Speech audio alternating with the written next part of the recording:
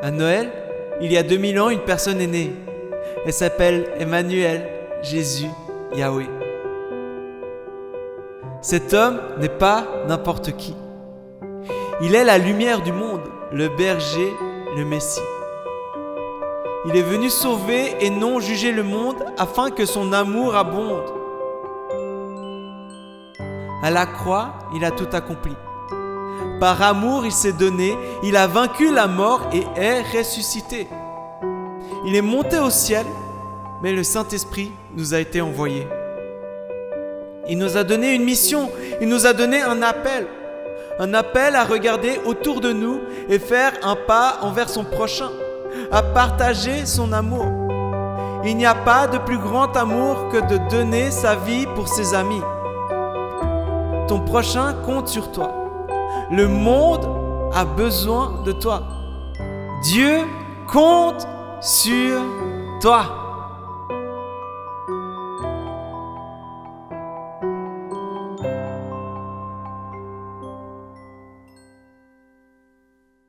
Ce matin, j'aimerais vous parler de la prière de Jabès, ou Yabès, ou Jabet, ou comment vous voulez appeler. D'accord? Moi, à l'occasion, ce matin, je vais l'appeler Jabès. OK? Je lis avec vous 1 Chronique, le chapitre 4, du verset 9 au verset 10. 1 Chronique, le chapitre 4, verset 9 et verset 10. Jabès était un homme plus considéré que ses frères. Ou dans d'autres traductions, dit que Jabès, il fut plus honoré que ses frères. Sa mère lui avait donné le nom de Jabès parce qu'elle avait beaucoup souffert en le mettant au monde. Jabès prononça cette prière. Dieu d'Israël, accorde-moi ta bénédiction. Augmente mes possessions. Étends sur moi ta main protectrice ou délivre-moi du mal. Et éloigne-moi le malheur et la souffrance. Dieu lui accorda ce qu'il avait demandé. Amen. Il y a plusieurs manières de lire et d'interpréter ce texte. On peut le lire d'un point de vue de la théologie de la prospérité, comme si Jabès, il était en train de dire et de demander « Seigneur, bénis-moi, fais-moi riche et délivre-moi de toute souffrance. Seigneur, multiplie mes biens. Seigneur, donne-moi plus d'argent. Seigneur, fais en sorte que mes actions dans la bourse se multiplient. Seigneur, que le prix du Bitcoin continue à augmenter. Seigneur, épargne-moi de toute maladie. Seigneur, épargne-moi et que rien de mauvais ne m'arrive. Au nom de Jésus, Amen. » Comme s'il disait, Seigneur, et j'ai déjà entendu plusieurs fois ça, je suis né pour être la tête et non pas la queue. Je suis le fils du roi. Je suis fils du roi. Donc, cette lecture, interprétée de cette manière, nous amènerait à une conclusion ridicule et infantile qui a déjà fait les tours dans les églises, que si tu fais cette prière et que Dieu ne t'a pas rendu riche, heureux et en bonne santé, c'est parce que tu n'as pas prié avec assez de foi. Ou peut-être parce que tu as prié, mais tu étais dans le péché. Tu as ouvert une brèche et le diable, il a volé ta bénédiction. Pourquoi? Parce que si tu pries avec foi, si tu pries cette prière de Jabès là, avec foi et sans péché, sans aucune brèche pour pas que le diable vole ta bénédiction, alors Dieu te rendra heureux, riche et en bonne santé. Amen.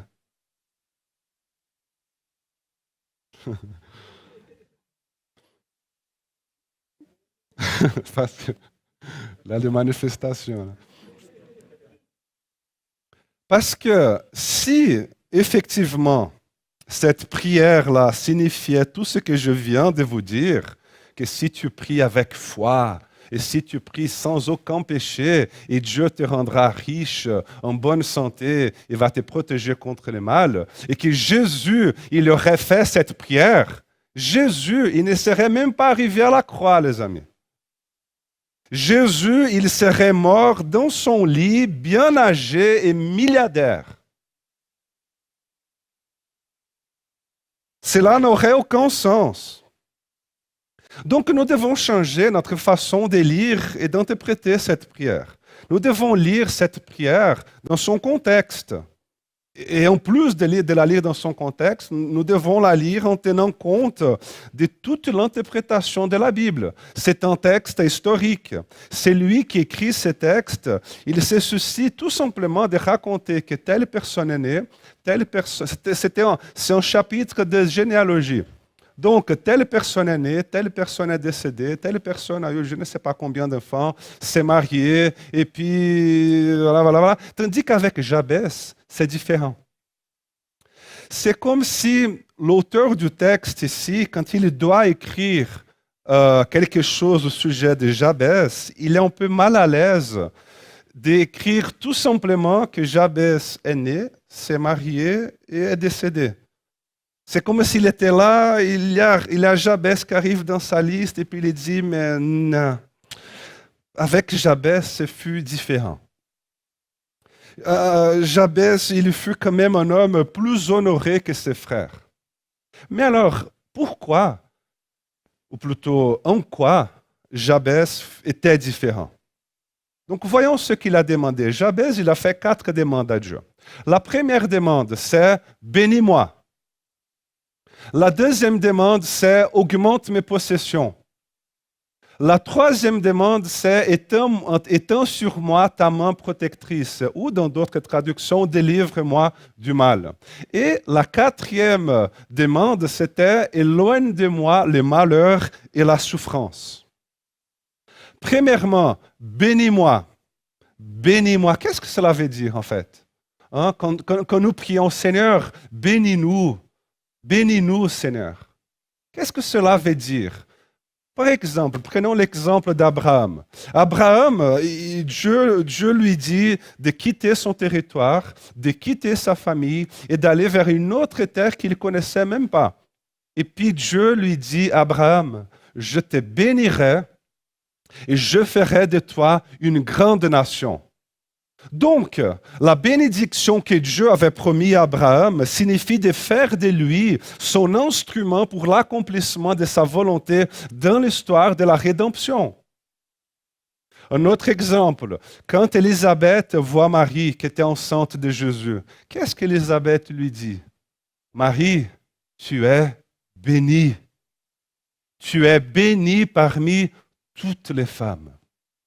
Donc, Dieu a ses projets et Dieu, il utilise les personnes, les personnes que Dieu utilise, il les utilise justement pour accomplir sa volonté. Et ce sont eux que la Bible appelle bénis.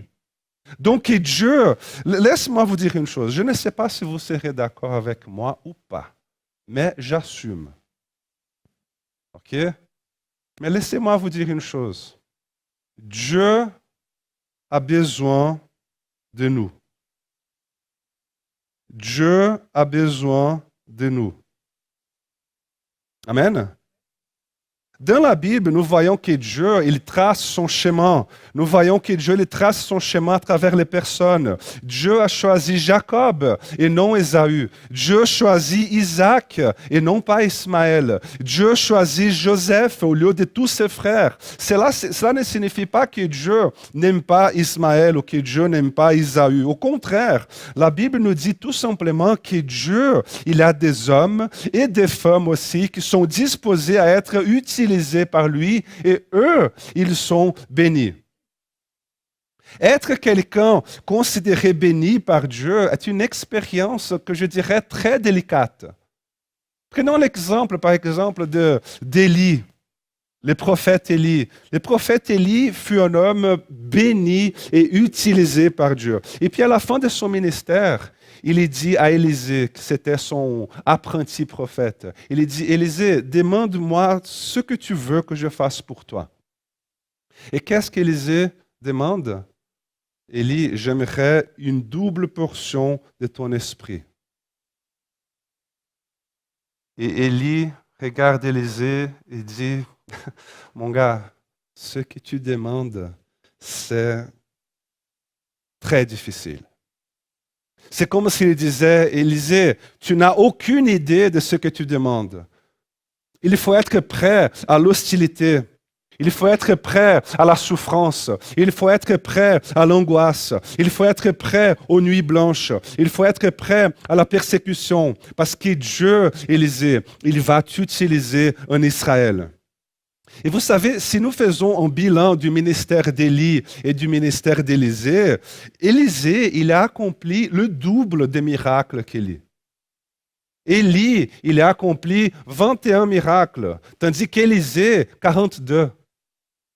42. Et quand on prend la vie d'Élie, par exemple, Élie, il fut un homme extrêmement béni par Dieu, mais il ne devint ni riche ni heureux.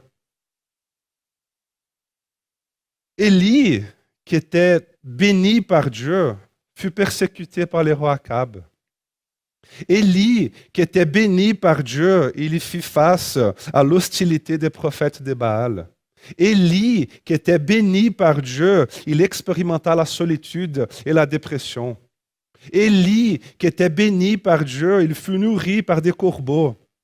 Il ne devint ni riche ni heureux. Être béni par Dieu, frères et sœurs, selon la Bible, signifie être un instrument de Dieu afin que la volonté de Dieu s'accomplisse. Et puis après, il y a l'apôtre Paul qui vient et qui dit que tous ceux qui veulent mener une vie fidèle à Dieu seront persécutés. Ainsi donc, quand Jabez, il prie, Seigneur, bénis-moi, ce qu'il est en train de dire, c'est Seigneur, si tu as besoin de quelqu'un, compte sur moi, Seigneur. Seigneur, as-tu besoin d'une porte d'entrée dans ma famille? As-tu besoin d'une porte d'entrée dans mon voisinage? As-tu besoin d'une porte d'entrée dans mon école, dans mon bureau? Alors compte sur moi. Me voici, Seigneur. Seigneur, parmi mes frères et sœurs là, si tu es en train de chercher quelqu'un pour être à ta disposition, Seigneur, parmi tous mes frères et sœurs, Seigneur, me voici. Seigneur, donne-moi ce privilège d'être béni par toi. Seigneur, je veux m'engager. Et le texte nous dit, que nous avons lu, dit que Jabez était un homme plus considéré que ses frères. Vous savez pourquoi? Parce qu'à un moment donné, Jabez, il dit, Seigneur, si tu veux faire partie de mon histoire, Seigneur, si tu veux faire partie de l'histoire de ma famille, alors commence avec moi. Commence avec moi. Je veux être justement cette porte d'entrée. Je veux être, Seigneur, le premier à mettre le genou par terre. Seigneur, je veux être le premier à aimer. Je veux être le premier à servir. Voilà ce que Jabez est en train de faire, en train de demander. Deuxièmement, augmente mes possessions. Augmente mes possessions. C'est évident, frères et sœurs, qu'il n'est pas en train de demander de devenir riche. Jabez n'est pas comme l'homme de la parole du riche insensé que Jésus raconta. Cet homme qui s'est dit à soi-même, « Mon cher, tu as assez de biens, tu as des biens en abondance pour de nombreuses années. Mange, bois, profite et jouis de la vie. » Et qu'est-ce que Jésus répondit? « Pauvre fou que tu es.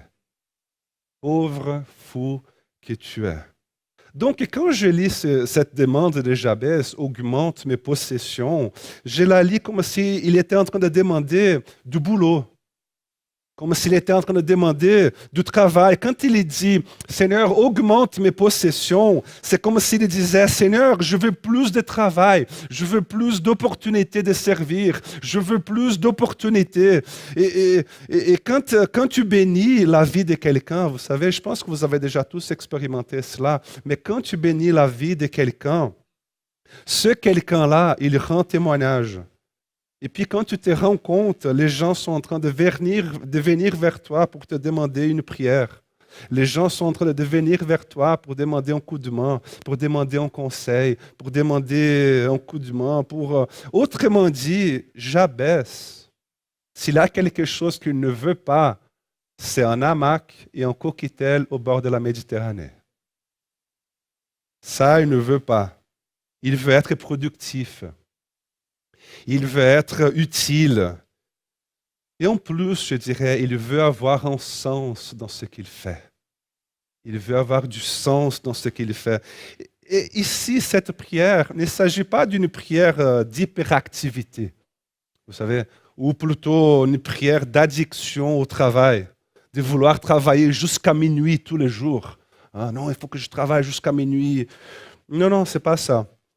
Et c'est intéressant que récemment, j'étais en train d'écouter une émission, plutôt un podcast, de quelqu'un qui s'appelle Simon Sinek. Simon Sinek, c'est un Américain, il est très connu aux États-Unis. Et puis, il a son podcast. Et puis, l'invité, en fait, j'ai oublié le nom de l'invité, mais je sais que c'était un chanteur. Et puis, il l'a invité, et puis ils étaient en train de discuter, le podcast, une discussion.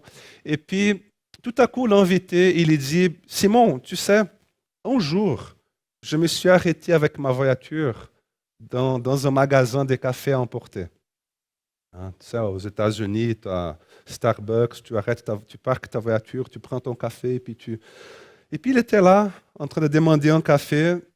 Et puis, il était là en train de dire, et puis lorsque je faisais ma commande, j'ai remarqué qu'il y avait une autre femme derrière moi dans une voiture. Et puis, je me suis dit, je vais lui offrir un café. Je vais lui payer aussi un café. Et puis, au moment de payer, il dit à la caissière, il dit, Madame, voici donc mon argent pour le café. Et puis aussi, le café, je vous mets aussi celui de cette femme qui est derrière moi. Et puis il a laissé l'argent pour le café de cette femme. Et puis il lui dit à la caissière, dites-lui, s'il vous plaît, que le monsieur qui était ici avant vous a déjà payé votre café et il vous a dit aussi que vous êtes bien-aimé. Et puis il est parti. Et puis il était là en train de raconter son histoire. Et puis il dit, oui, je suis parti sans même avoir...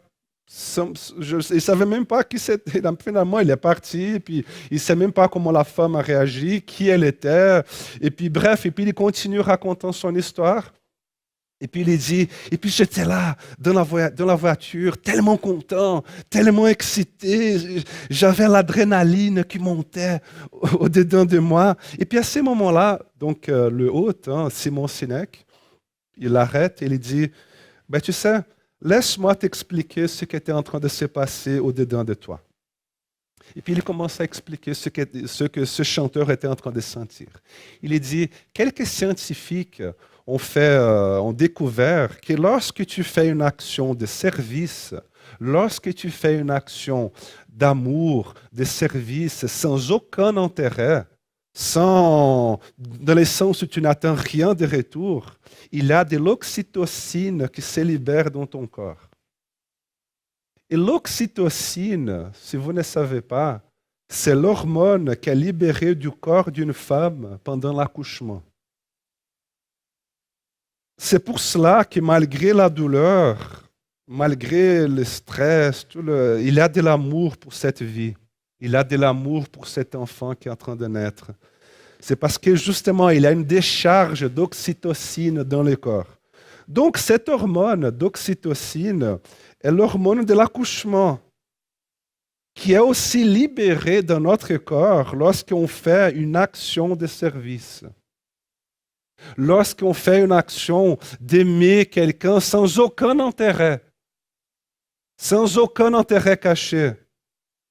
Et ce qui est encore plus intéressant, c'est Simon était en train de dire, c'est que les scientifiques, ils ont découvert aussi que celui qui est touché par cette action de service, celui qui est touché par cette action d'amour, il y a aussi une décharge d'oxytocine dans son corps. Et les découvertes, ils ont découvert encore plus de choses. Ils ont dit que c'est lui qui témoigne de l'action de service. Il reçoit aussi une décharge d'oxytocine dans son corps. Donc, la femme qui était à la caisse se sentait mieux. La personne qui a reçu le café se sentait mieux. Et l'homme qui a payé le café, il était encore mieux que tous les autres. Et puis, il continue son histoire. C'est très intéressant, ce podcast. Et puis, il continue en disant, donc après cette anecdote, il raconte une autre histoire. Et puis, il dit que sa maman, elle était décédée quand il était encore enfant. Donc, sa maman est décédée, il avait, je pense, 7, 8 ans, quelque chose comme ça. Et puis, il dit qu'un jour, il était dans l'hôtel, en train de prendre un petit déjeuner. Et puis, il dit, Simon, tout à coup, je vois 3 femmes qui arrivent. J'étais assis, en train de prendre le petit déjeuner. Je vois 3 femmes qui arrivent. Et l'une de ces femmes lui rappelait trop sa maman. Peut-être sa manière de parler, sa manière de sourire, sa manière de se promener, sa manière, je ne sais rien. Mais ces 3 femmes lui rappelaient trop sa maman. Et puis tout à coup, il est là assis et il eut ce sentiment de vide. Il eut ce sentiment de manquement dedans de lui. Pourquoi? Parce qu'il se rappela de tous les moments qu'il avait vécu avec sa maman. Il se rappela de tous les petits déjeuners qu'ils prenaient ensemble. Et puis il se disait, mais qu'est-ce que j'aurais envie de boire un café avec ma maman encore une fois? Qu'est-ce que j'aurais envie d'avoir ma maman ici devant moi en train de prendre un petit déjeuner? Et puis il y eut une pensée qui lui passa dans l'esprit. Genre, ta maman est décédée, mais il a ces 3 femmes-là. Paye-leur un café. Et puis, il était un peu gêné, il était un peu... ouais, mais il prit courage et alla. Et puis, il arriva devant leur table, et puis il dit, bonjour, mesdames. Alors, désolé de vous déranger, mais quand vous êtes entrées, je me suis tout de suite rappelé de ma maman. Et ma maman, elle est décédée il y a exactement 10 ans. Et elle me manque encore beaucoup. J'aurais bien voulu pouvoir boire encore un café avec elle. Mais est-ce que je pourrais au moins vous payer un café? Et puis, tout à coup, l'une de ces femmes qui était là, elle s'est mise debout devant lui. Et elle lui dit, mon fils est décédé la semaine passée. Et il avait exactement ton âge. Et puis, elle les prit dans ses bras et les deux sont restés là en train de pleurer au milieu du restaurant.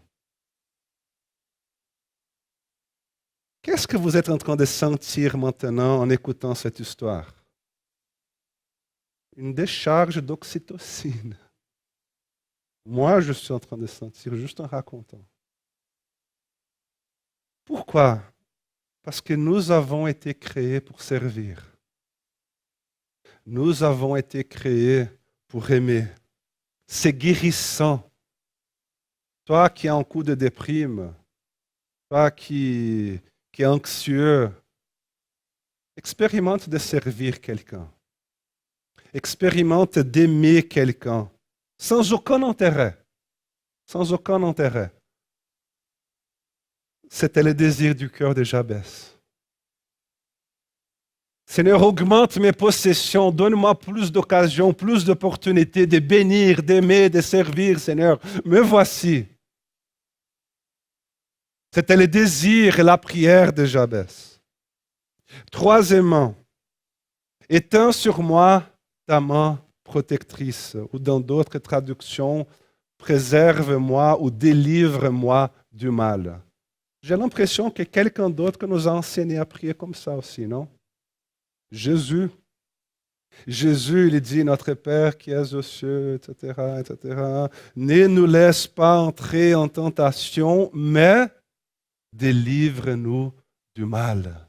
délivre-nous du mal. Délivre-nous du mal signifie autant le mal qui existe au-dedans de nous comme aussi le mal du malin.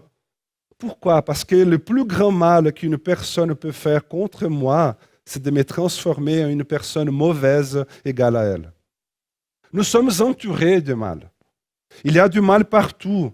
Il y a de la guerre, il y a de la division, il y a du mensonge, il y a de la violence verbale, violence physique, violence psychique, violence spirituelle. Donc ce que Jabez est en train de dire ici, c'est Seigneur, je veux déclarer la guerre contre les ténèbres. Je veux déclarer la guerre. Étends sur moi ta main protectrice, Seigneur. Délivre-moi du mal signifie délivre-moi du malin. Comme s'il disait, Seigneur, ne m'enlève pas de ce monde ici, mais délivre-moi du mal. Et cela me rappelle une histoire de quelques souris qui ont créé un comité. Parce qu'il y avait un chat qui était en train de manger tous les souris du voisinage. Et puis les souris ont créé un comité. Et l'une des souris fait une proposition. Elle dit, et si on mettait une clochette ou une sonnette autour du cou du chat? Comme ça, on l'entendra arriver, on aura le temps de s'enfuir. Tout le monde a aimé cette proposition. La proposition a été acceptée, approuvée à l'unanimité, jusqu'à ce qu'une souris, là, parmi les souris, elle leva la main. Elle dit, excusez-moi, mesdames, monsieur souris, mais qui mettra la sonnette autour du cou du chat?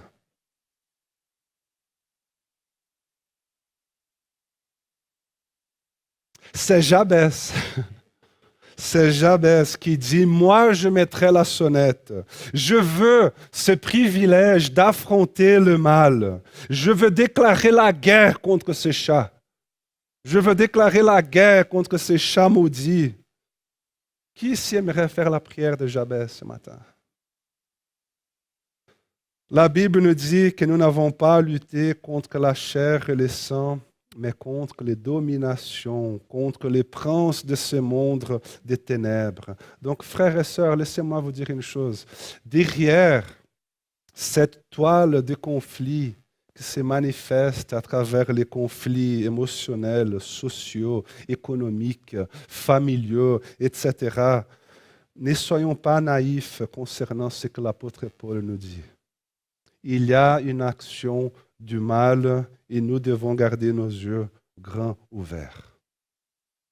Quatrièmement et dernier, éloigne-moi le malheur et la souffrance. Éloigne de moi le malheur et la souffrance. C'est évident, encore une fois, que Jabez n'est pas en train de demander qu'il soit blindé et épargné de la souffrance. Parce que cela ne serait pas du tout raisonnable avec le reste de la Bible. Ce n'est pas cohérent. Jésus, par exemple, il raconta la parabole de celui d'un homme qui a bâti sa maison sur le roc et un autre qui construit sa maison sur le sable. Et quand le vent violent souffla et quand les fleuves ont débordé, la Bible va dire que la maison qui était bâtie sur le roc, elle ne s'est pas effondrée. Tandis que la maison qui a été construite sur le sable, la Bible va dire qu'elle s'effondrait et sa ruine était complète. Donc les deux maisons ont dû faire face à la pluie. Les deux maisons ont dû faire face au vent violent. Les deux maisons ont dû faire face aux fleuves qui sont débordés. Donc, il ne s'agit pas d'être blindé, genre de prier, Seigneur, qu'il ne pleuve pas chez moi. Amen. Ce n'est pas ça. Ce n'est pas ça, qu'il ne pleuve pas sur moi. Amen. Non. Donc c'est évident que Jabez, il n'est pas en train de demander cela. Alors qu'est-ce qu'il est en train de demander en fait? Quelle est la demande de Jabez ici? Qu'est-ce qu'il veut? Moi personnellement, j'interprète ce verset comme s'il disait, Seigneur, éloigne de moi tout ce qui alourdit mon cheminement. Éloigne de moi, Seigneur, tout fardeau Parce qu'il y a beaucoup de souffrances dans nos vies dont les grands responsables sont nous-mêmes. Il y a beaucoup de souffrances dans nos vies que nous sommes parfois les grands responsables. Ce sont des choses que tu fais, ce sont des décisions que tu prends, c'est ta manière d'être têtu, c'est ta manière d'être orgueilleux, ton égoïsme, c'est ton attachement à ta zone de confort, c'est ton insistance de maintenir des relations qui te font du mal, c'est ton insistance de faire des choses que tu n'aurais même pas dû commencer. Et puis tout à coup, nous commençons à ramasser et moissonner le malheur. Et puis quand nous nous en rendons compte, nous sommes vidés de force, nous sommes vidés d'énergie. Et nous devons gérer les mensonges ici, nous devons gérer les conflits là-bas, nous devons gérer, pour soutenir une situation difficile, nous en créons une autre encore plus compliquée. Et puis quand on se rend compte, on est alourdi et on n'avance plus. On n'a plus le temps, on n'a plus d'énergie, on n'a plus de force, on n'arrive plus à contempler quelque chose d'autre que nos propres problèmes qui nous oppressent. Tout est à moi, pour moi, mes problèmes, c'est moi. Hébreux, le chapitre 12, le verset 1 dit « Débarrassons-nous donc de tout ce qui alourdit notre marche et du péché qui nous cerne si facilement de tous les côtés. » Il y a des choses dans ta vie qui ne sont pas des péchés, mais qui alourdissent ton cheminement. Un fardeau que si tu laisses tel quel, cela se transformera en une prison. Et puis comment est-ce que Dieu va augmenter tes possessions si tu n'as même pas la tête, le temps et la force d'y penser? Comment être un instrument de Dieu dans notre contexte d'influence quand on est déjà bien tourmenté par le mal qui nous entoure?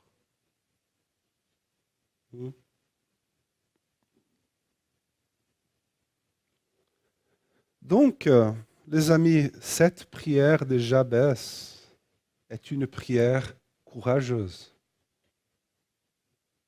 Est une prière courageuse. Si l'équipe de louanges veut monter déjà sur scène.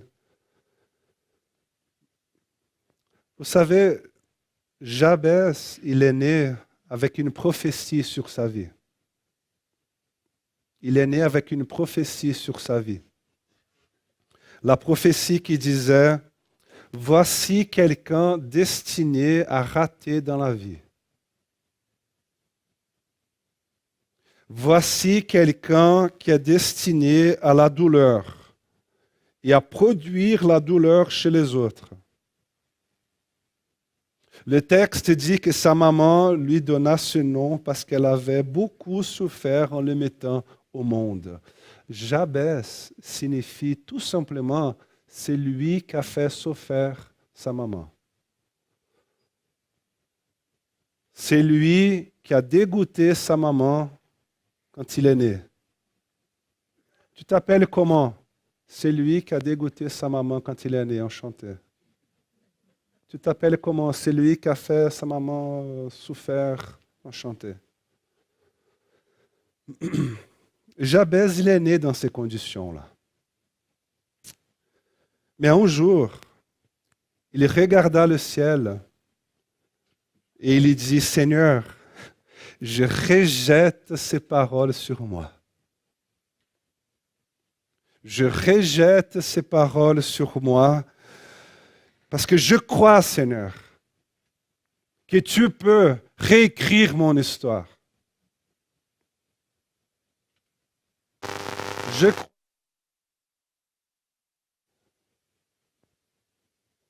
C'est bon? Je crois, Seigneur, que tu peux réécrire l'histoire de ma famille. Je crois, Seigneur. Je crois, Seigneur, que tu peux m'utiliser comme porte d'entrée pour réécrire l'histoire de pour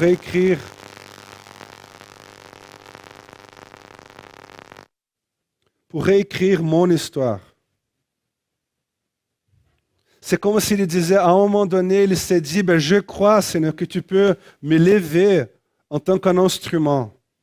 Seigneur, je suis convaincu que tu peux me bénir, Seigneur.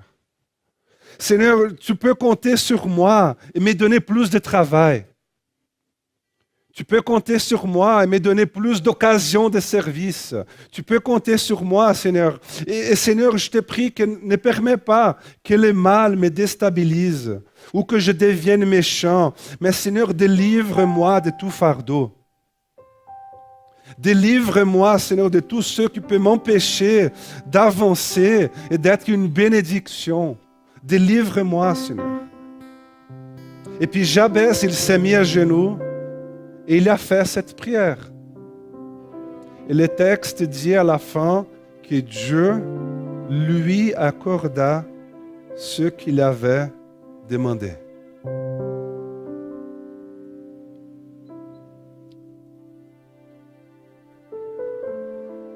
Compte sur moi, Seigneur, compte sur moi. Seigneur, as-tu besoin d'hommes et de femmes comme Jabez? Compte sur moi. Seigneur, me voici. Seigneur, je veux faire cette prière. Donc, frères et sœurs, ce matin, j'aimerais vous inviter à avoir le courage de faire cette prière de Jabez.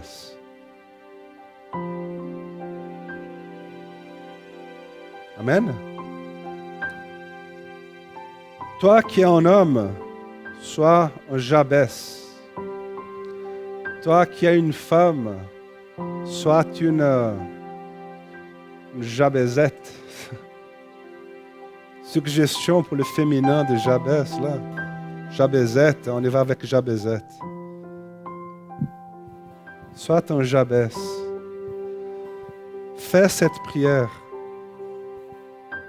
Dis, Seigneur, si bénis-moi. Bénis-moi, Seigneur. Et donne-moi, Seigneur, plus de rêves. Donne-moi, Seigneur, plus de visions, plus d'opportunités de service.